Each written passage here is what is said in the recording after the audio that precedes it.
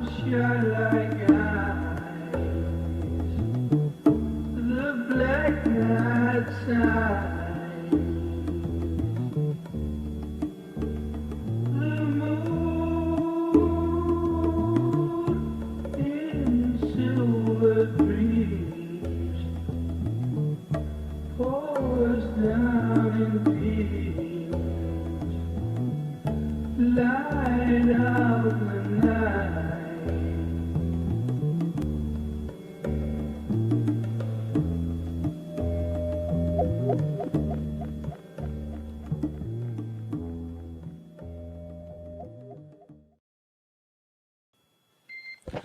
Good morning, Dragon. We hope your evening aboard Endeavour was restful, and we are planning to resume all nominal communications at this time. How copy? Night on Endeavour, and great to talk to you, Mike, and the team, and congratulations, by the way. Hopefully the new edition is doing well. Thanks very much. Yeah, young Joseph Solomon is doing great. He's at home, hopefully letting his mom sleep a little bit. All right, well, the crew has been woken up. If you didn't get the song right off the bat, that was Planet Caravan by Black Sabbath. So that is your first wake-up song played on a Crew Dragon.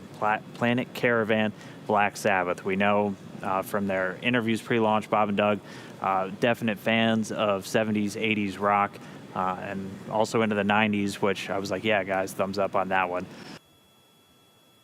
Station 02. Good morning. And Dragon Tally Ho, I know you guys probably see it on the video cameras, but with the naked eye we can see it as well. Looking like a nice, shiny, new friend.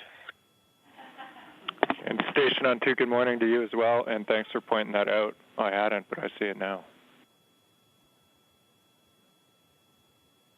Well, good morning, everyone, from Endeavour. We had a great night last night, got to get a little sleep, and as you can see from the video, we are just passing over Saudi Arabia in the Middle East. Beautiful day pass right now. And heading northeast up towards Central Asia, and then we'll work our way out the western part of the Himalayas there, and work our way all the way out over, looks like Japan, out into the Pacific for this particular pass.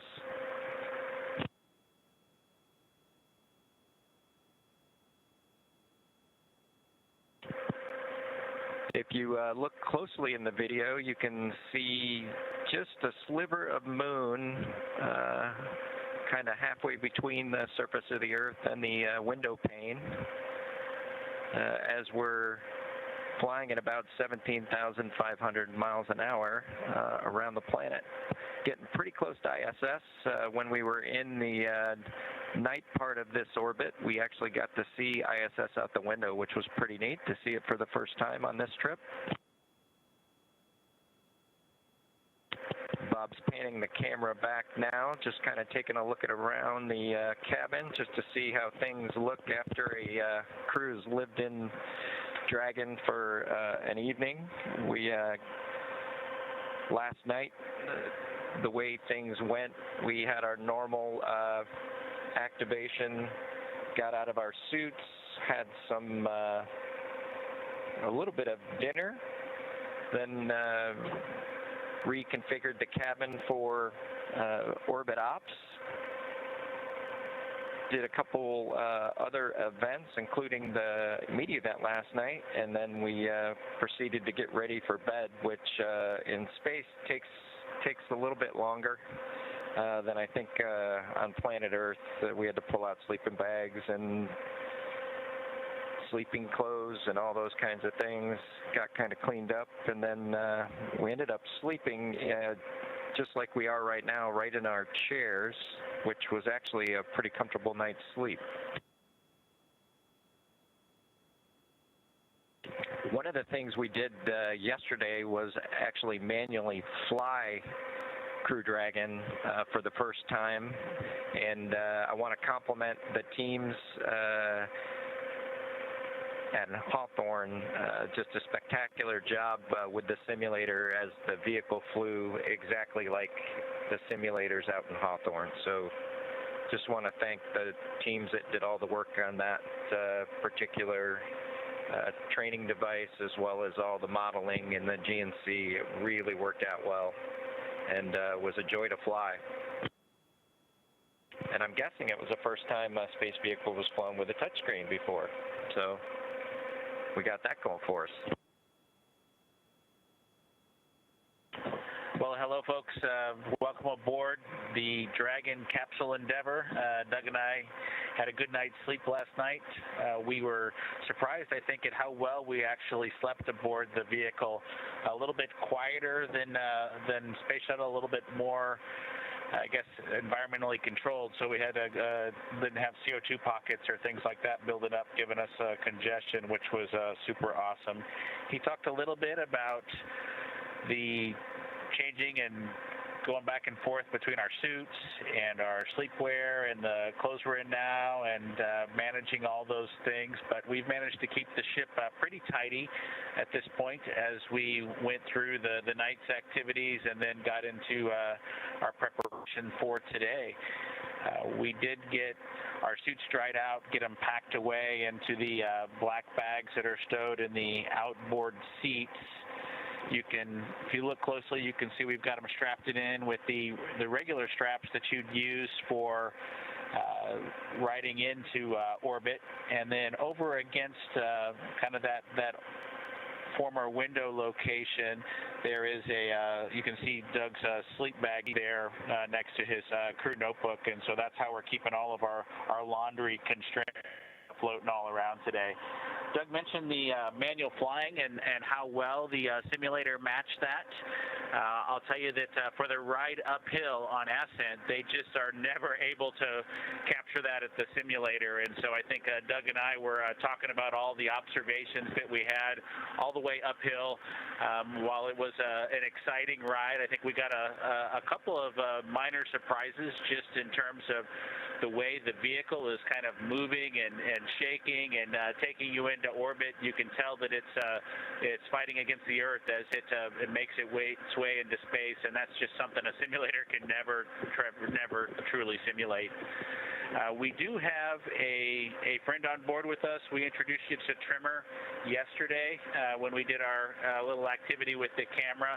Trimmer also had a good night's sleep. I know that both of our sons are pretty happy about that with their pet dinosaur making it into orbit and having a good night in zero gravity.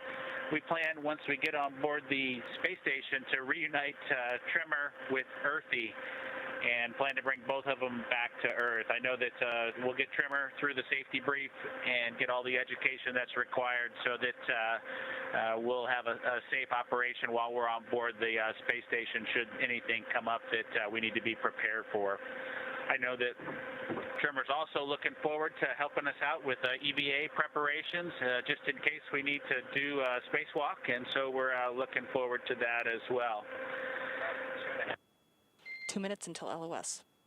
Let's see, I think we'll go ahead and bring the camera out a little bit, and we'll show you what's going on underneath the seats on board the Dragon capsule Endeavour.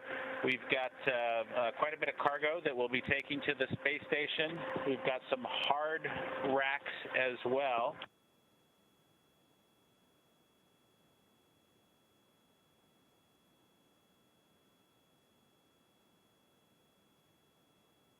The hard stowage that we have can also be swapped, these hard containers here, for powered cargo, which lets us bring back refrigerated things from the International Space Station. And if you're super lucky, we don't have that this time, but I bet you some crew will take ice cream to the International Space Station with those.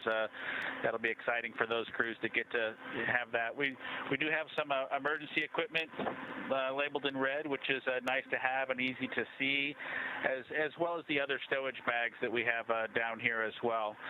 I don't know if you were watching closely during our strap-in and insertion on the pad, but we did have the seats rotate. At one point, we were down in an easier configuration to ingress the vehicle in, so when we climbed aboard, the seats were rotated down, and after we were strapped in, they rotated up our activities. And so those seats will rotate again in preparation for splashdown when we eventually come home. So if any of you all know Uncle Kirk Shireman, as we call him, you could ask him when we're coming home and make sure that he starts having a plan for us.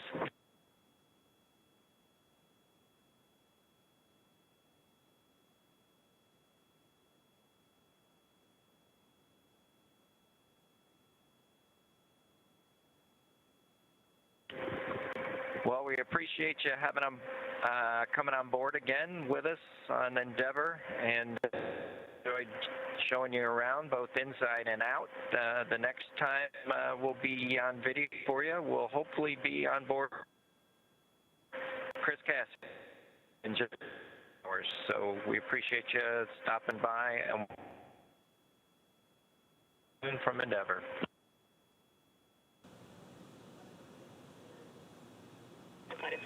Dragon SpaceX, comm check on Big Loop. SpaceX Dragon, loud and clear now on the Big Loop. How us?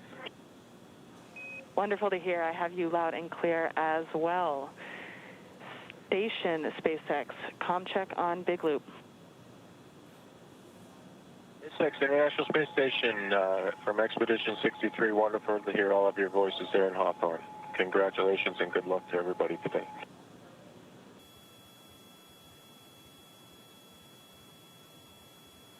Dragon SpaceX, the ground is go for approach initiation. We will be enabling the maneuver shortly, and our updated expected maneuver start time is 12:11 UTC.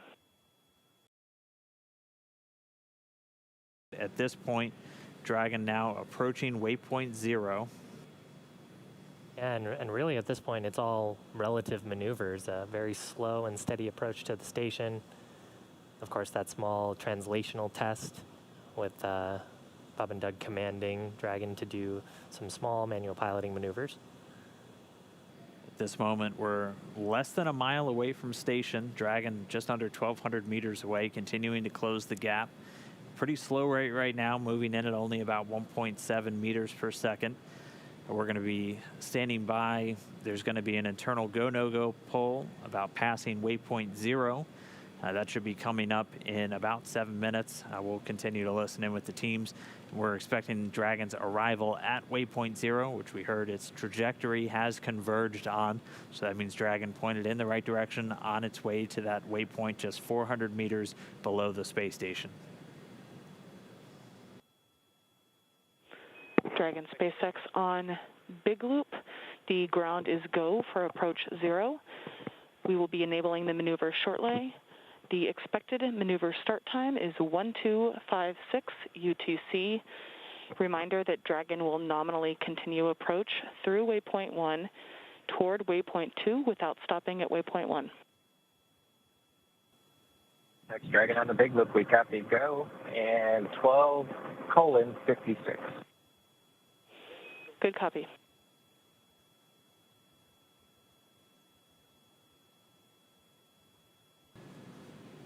Here's a cool view from the station camera. You can see Dragon approaching. We've just got those red and green lights on either side of the capsule. It gives folks looking at the capsule a sense of orientation of the vehicle. And here's a view from Dragon. Dragon's got a number of relative navigation sensors, as well as a couple of cameras that can look forward. That will hopefully get some additional views far as we get closer to docking.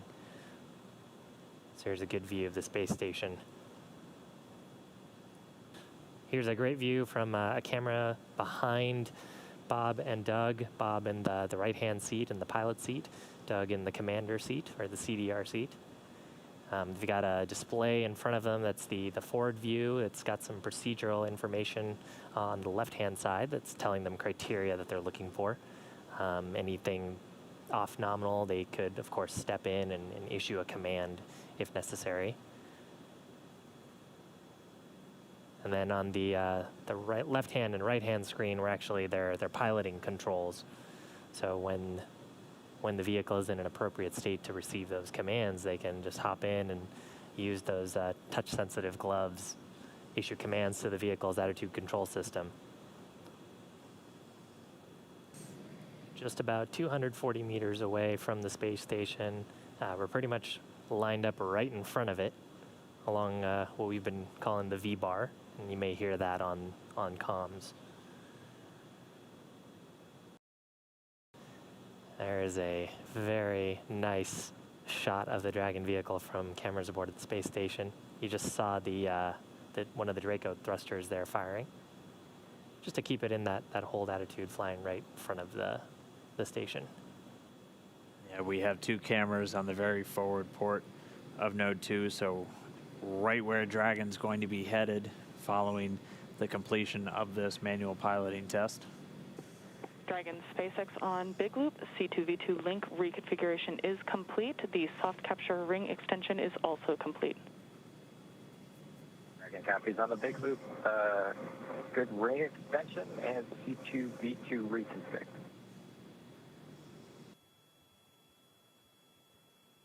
SpaceX Dragon, that completes the manual piloting demonstration. I only had to twist Doug's arm for 2 or 3 minutes to get him to allow me to deactivate the piloting controls. We copy. Excellent. Thank you. And with that, we ask that you, from the display used for manual piloting, please go to audio settings and adjust a gain setting for seat 1 or 4. And in addition, we would appreciate any handling qualities evaluation of the proximity piloting possible.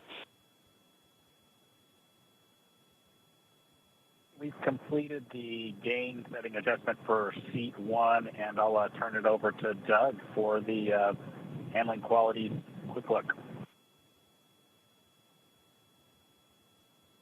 SpaceX Dragon on the Big Loop for the handling qualities. It flew just about like the sim, so my congratulations to the folks in Hawthorne. It flew really well, very crisp. It was a little sloppier and wide, just like we saw in the sim, but all the other axes, as well as closure and opening, were all just as per. Excellent to hear. Thank you. Station on the Big Loop. In step 2, review of steps 3 and 4 is complete. Crew on the International Space Station is ready for docking. Station Houston on the Big Loop, we copied the review of 3 and 4 complete. International Space Station ready, thank you. Right, and at this moment, that approach is continuing, still moving in at about 0.3 of a meter per second. Dragon's coming up on just 100 meters away from the space station. So the very top there is the nose cone on the spacecraft. We're inside 100 meters, continuing to close. Again, we're going to have a short hold at 20 meters. Teams will just do a final check, and then they'll give Dragon the go. We're expecting it to be pretty brief. We should get to that hold point in just about 4 minutes, moving at our current pace. I think you can see a meatball and American flag on that on the spacecraft. The NASA logo, of course, referred to as the meatball. I think there was some spirited discussion about the meatball versus the worm during ascent. And you can see those logos. That structure on the fairing structure is actually what the Super Dracos are housed in. Of course, all of those are deactivated now, only used for launch escape during the ascent portion. Nose cone right at the top of the vehicle, and you can see sort of the ceiling surface. Those four circular slots right underneath the nose cone within that red ring are the Ford bulkhead Dracos. That's what we were using while we were conducting all those burns. The 5 burns to get to this point.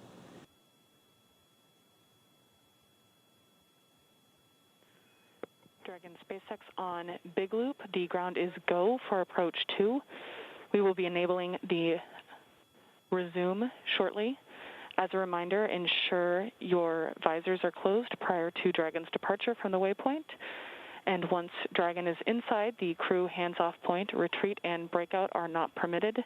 And for your awareness, we have sunset in a little less than 8.5 minutes. Dragon copies all on the big loop. Go for docking.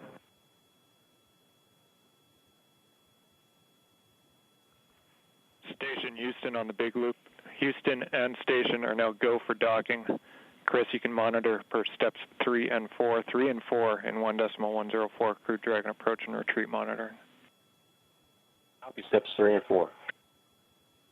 SpaceX Dragon on the big loop. Our visors are down. Copy, visors down. With the crew confirming their visors down, we should see the final approach resume. Station Dragon on the big loop. We are inbound from approach 2. Copy, inbound. Station copy. And we're going to be racing that sunset. The approach has resumed. Dragon closing in. We're inside 20 meters. And yeah, that crew hands-off point should come up in about 3 minutes or so. Right before we get that final docking, it comes about 20 seconds prior, or just about 2 meters away from the station still.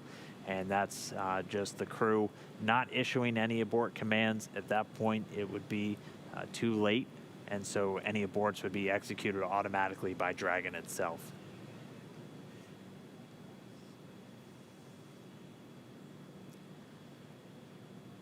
So we're closing in at less than 1/10 of a meter per second at this point. You can see the service section Draco is just doing all these very small, minor attitude corrections. Really, the autonomous docking system at work, making sure that the vestibule and the soft capture system is lined up with IDA2. It's the international docking adapter.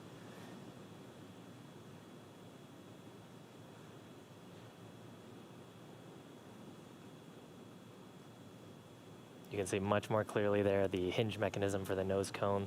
Those 4 black circles are the forward bulkhead Dracos, not to be used at this time. And then, of course, the pedals of the soft capture system. And we are just 5 meters away. Again, we're racing that sunset.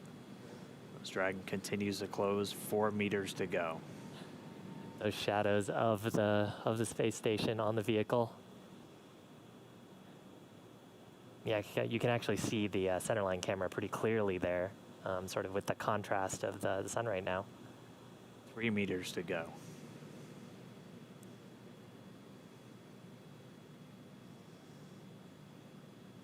Two meters.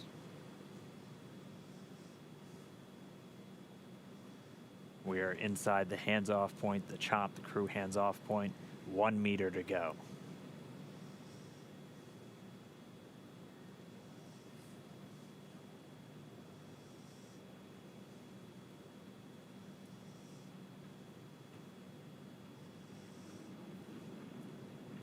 Soft capture complete.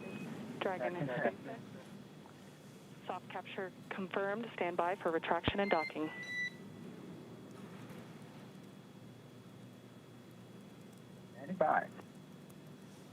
And we just heard it, soft capture. We have docking, that coming at 7:16 a.m. Pacific time, with the station and Dragon flying 262 statute miles right over the border between northern China and Mongolia. Dragon SpaceX docking sequence is complete. SpaceX Dragon, we copy docking complete. To say that it's been a real honor to be just a small part of this 9-year endeavor since the last time a United States spaceship had docked with the International Space Station. We have to congratulate the men and women of SpaceX at Hawthorne, McGregor, and at Kennedy Space Center. Their incredible efforts over the last several years to make this possible cannot go overstated. I'd also like to thank Kathy leaders and her team of the Commercial Crew Program of NASA. An outstanding job by everyone. Last, I'd like to thank the men and women of the National Aeronautics and Space Agency. This is an incredible time to be at NASA. 3 new vehicles to be flown, continuing mission in low Earth orbit, and then to the moon and Mars. We thank you again and congratulate you.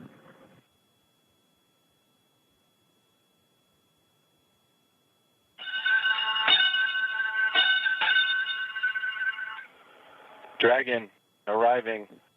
Crew of Expedition 63 is honored to welcome Dragon and the Commercial Crew Program to welcome aboard the International Space Station. Bob and Doug, glad to have you as part of the crew. Well done. Bravo Zulu. Kathy. Thank you, Chris. Thank you, Chris. Endeavour, this is Houston. Bob and Doug, welcome to the International Space Station after your spectacular rendezvous and docking of the first Crew Dragon vehicle. For the first time since the retirement of the Space Shuttle, you have completed a historic ride to the ISS and have opened up a new chapter in human space exploration. On behalf of the flight control teams here in Houston and in Hawthorne, California, and to our SpaceX colleagues, bravo on a magnificent moment in spaceflight history and on the start of a new journey that has changed the face of space travel in this new era of space transportation. Bob and Doug, good luck, and we look forward to working with you on board.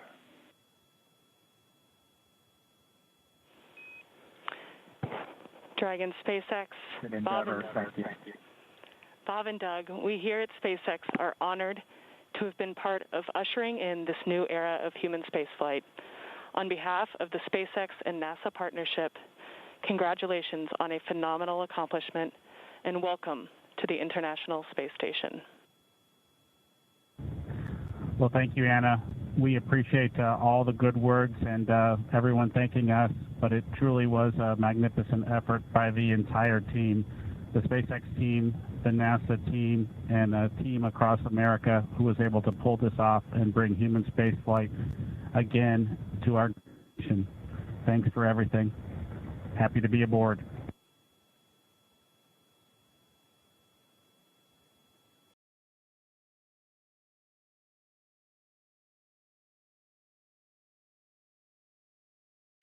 And with that, the hatch is open. 12:02 p.m. Central Time, 1:02 p.m. Eastern. Bob Behnken and Doug Hurley opened the hatch to the International Space Station after launching from American soil on a U.S. vehicle for the first time in 9 years, the first time ever for a commercially built spacecraft.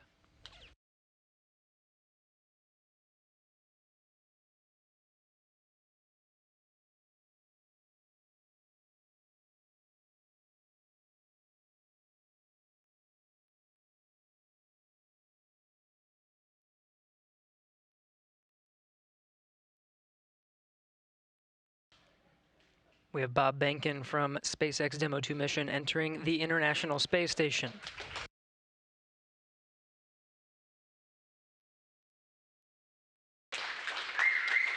Followed by Doug Hurley. Demo 2 crew now aboard the International Space Station. They entered at 12:22 p.m. Central Time. The station at the time was 262 statute miles over Turkmenistan. Crew all gathered in front of the cameras at the Node 2 forward end of the International Space Station. Just behind them is the hatchway to the Crew Dragon on its Demo 2 mission. Station, this is the NASA administrator. Can you hear me? We hear you loud and clear, sir. Welcome to the space station. Thank you, Chris. It's good to see you. And welcome to Bob and Doug. I will tell you, the whole world saw this mission, and we are so, so proud of everything you have done for our country and, in fact, to inspire the world. We sure appreciate that, sir. It's obviously been our honor to be just a small part of this. We have to give credit to SpaceX, the Commercial Crew Program, and, of course, NASA. It's great to get the United States back in the crewed launch business, and we're just really glad to be on board this magnificent complex. Senator Cruz, would you like to say a few words? Well, congratulations, gentlemen. The eyes of the world are upon you, and everyone is proud of you. All of America is watching you, and today and yesterday represent big, big days. We're looking at a decade since we've had American astronauts launched on an American ship from American soil. And I can tell you, I sat with my wife and kids in our living room watching on TV yesterday, and I suspect we did what just about everyone watching did, including both of you, which is held our breath as it took off. And we're glad to see you've landed safely. We're glad to see you've docked. And so let me ask you, that Dragon is an amazing vehicle. How does she handle? It flew just like it was supposed to. It was we had a couple opportunities to take it out for a spin, so to speak. Once after we got into orbit last night, and again today about 20 minutes before we docked. And my compliments to the folks back at Hawthorne and SpaceX for how well it flew. It is exactly like the simulator, and we couldn't be happier about the performance of the vehicle. What do you guys hope to accomplish in your time on the International Space Station? Well, while we're on board the space station, of course, with the new spacecraft, we do hope to put her through her paces, and so the good ship Endeavour is going to get a lot of checkout over the next week or two here, and hopefully we'll be able to declare her operational, and Doug and I will be able to take some burden off of Chris and his crewmates, Ivan and Anatoly, so that we can keep the space station operating at its peak possibilities. So we're looking forward to contributing any way that we can, and like I said, trying to keep space station as productive as possible. As a country, we're in the midst of a tough week. We're seeing protests, we're seeing a lot of anger, we're seeing violence. And I have to say, this launch and y'all's docking is a powerful inspiration of what we can do when we come together, of the power of unity, the power of ingenuity. And so I guess the last question I would ask you is since you have the opportunity to address, in particular, all the young people in America, what would you tell them in terms of what we can do when we can come together? You know, that's a great question. 9 years ago, just about exactly 9 years ago, we docked with Atlantis on STS-135, the last flight of the Space Shuttle program, a 30-year program. And folks at SpaceX, folks at NASA, the Commercial Crew Program put their heads together and worked diligently year after year, making sacrifices, working hard, and then 9 years later, American launch capability was restored, and this is just one effort that we can show for the ages in this dark time that we've had over the past several months to kind of inspire, especially the young people in the United States, to reach for these lofty goals and work hard and look what you can accomplish. Thank you, Senator Cruz. We have another very special guest here that represents the Johnson Space Center. And of course, it's my good friend from the House of Representatives, Dr. Brian Babin. Thank you. It's great to be with you guys. I was at the launch yesterday. I just want to say a huge congratulations. And, you know, there was a thunderstorm that blew in about 30 minutes or 45 minutes or so before liftoff. And it was in doubt there for a minute, but it was just an enormous achievement. I just want to say thank you for you guys. Really appreciate what you're doing for America. And the crew that's already been up there, Chris, and your two fellow Russians, to give you a great big thank you as well. I have a son who was a Navy SEAL, and I want to thank you for your service there too, Chris. And also, I would like to just see what I know you've said that the craft, the Dragon, handled very well, but I want to see how it compares with the space shuttle. Well, thank you, sir. It certainly has been a long endeavor for us and our namesake spacecraft. We're proud to have her on board the International Space Station after all that the teams around the country and across America have done to get us here today. As far as a comparison with the space shuttle, both Doug and I took a few minutes while we were accomplishing the approach and docking to, in our spare time, talk a little bit about it. We were surprised a little bit at how smooth things were off the pad. The space shuttle is a pretty rough ride heading into orbit with the solid rocket boosters. And our expectation was, as we continued with the flight into second stage, that things would basically get a lot smoother than the space shuttle did. But Dragon was huffing and puffing all the way into orbit, and we were definitely driving or riding a Dragon all the way up. And so it was not quite the same ride, the smooth ride, as the space shuttle was up to Miko. A little bit less G's, but a little bit more alive is probably the best way I would describe it. I'm going to turn it over for a second to my deputy, Jim Morehard, who's been a great deputy at NASA. Gentlemen, congratulations. You know, Jim's mentioned going to the moon. And yesterday and today, one, you've inspired the Artemis generation, which is our next generation. And that's what this is about.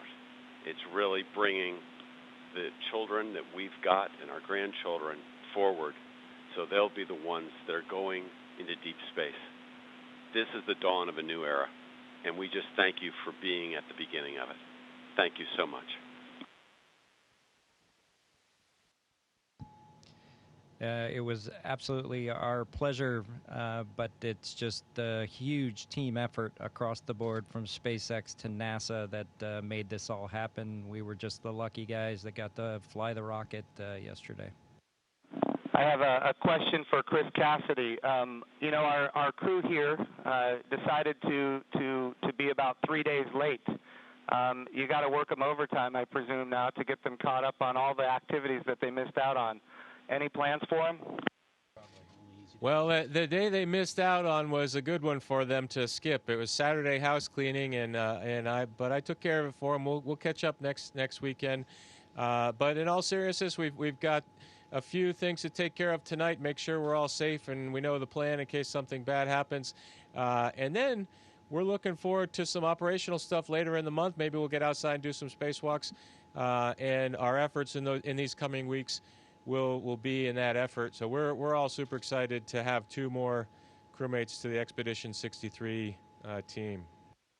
Awesome. And of course, here in Houston, this is the home of the astronaut office, and the Johnson Space Center is led by Mark Geyer, and I'm going to turn it over to Mark for a few comments.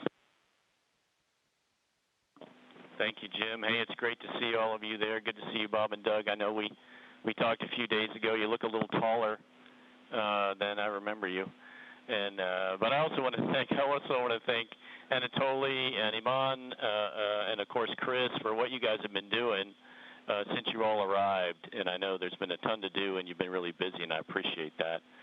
So I also like this visual of our international partnership. We have had a tremendous partnership with Roscosmos, and we will continue to do so.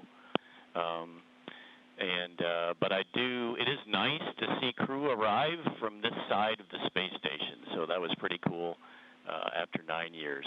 I did have one question for Chris, though. What might you do to ensure that Bob and Doug stay longer? Do you have any strategy there? Well, we'll slow down the rate of which I'm eating food, and maybe we can stretch out our consumables a little bit. But that's a great question. We'll have to come up with some conniving scheme here in the next few days. And of course, Mark Geyer has an amazing deputy, Vanessa Weiss, if you'd like to come and say a few words. Thank you, Jim. Hi, guys. You look really good. I just want to say on behalf of everybody here, we just want to thank you.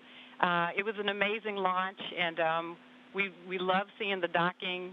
You guys all look really good. Just thank you for all that you're doing, and we can't wait for you to return, but not too soon. Station wants you to get a lot of work done, so looking forward to all of that. But thank you, and God bless. Thank you, Vanessa. We appreciate that. All right, we also have with us Steve Jerzik, who is the Associate Administrator for the agency. For people who don't know what that is, that, of course, is the Chief Operating Officer of the agency. But he also ran the flight readiness review for this mission.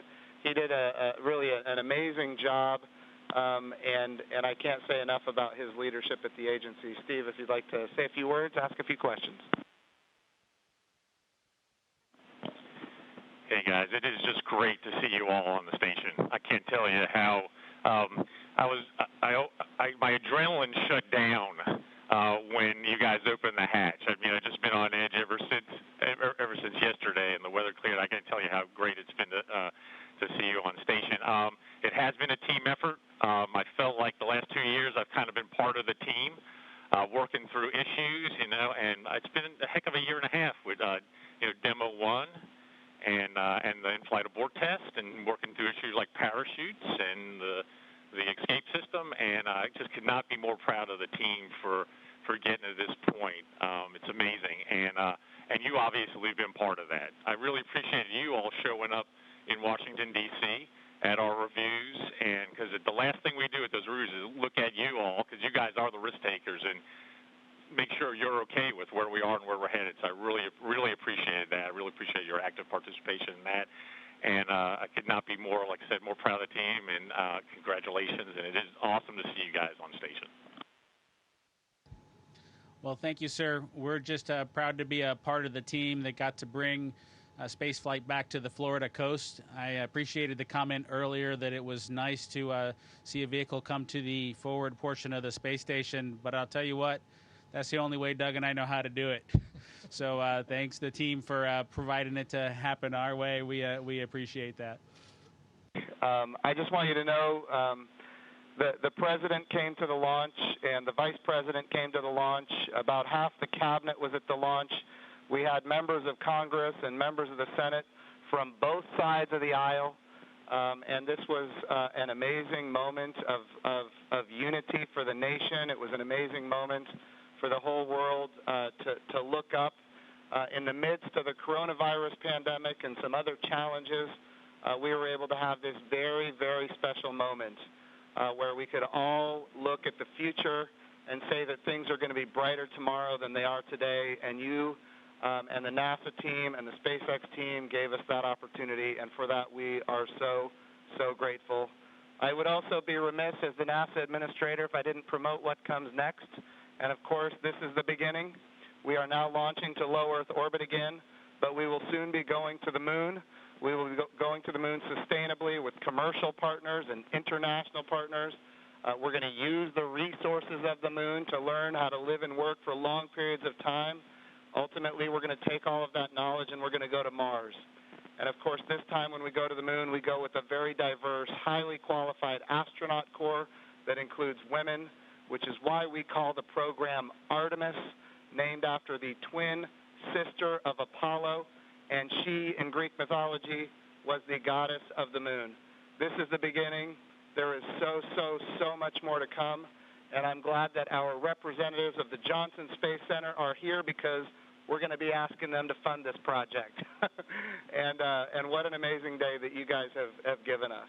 So thank you from not just me and the people here, but from the United States of America and people all around the world. I'm more popular on Twitter than I've ever been, and it's because of you guys. Thank you.